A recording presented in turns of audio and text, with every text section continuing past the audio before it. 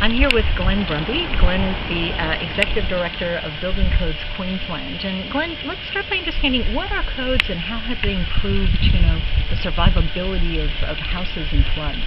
Well, codes typically focus on life safety, but they also help with things like bushfires, floods and cyclones to maintain community resilience. So over time, we've made sure in flood areas that homes, habitable spaces are built above the flood line, the expected flood line. That means that your life isn't disrupted and we haven't got widespread community disruption. And part of the challenge here is that there's a lot of houses that were built a long time before there were codes, and sometimes they don't quite have the measures. So in that case, what do you advise people to do to prepare for flooding?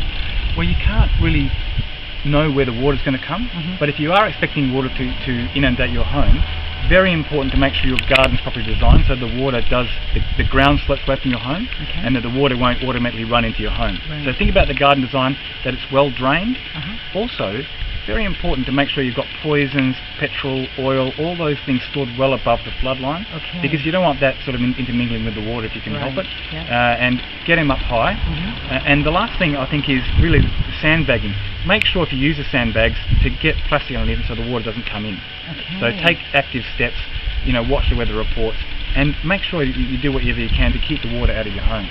That other, good piece of advice around just basic maintenance. If you have a home where tiles are missing on the roof, or the awnings aren't quite cleared, then the likelihood in a heavy rain situation is that you're going to get into difficulty. Well, that's right. With the storms, with a large inflow of water from, say, a cyclonic wind or very heavy rain, gutters can overflow and bring water into your home. So it's important that you make sure the gutters are cleaned out.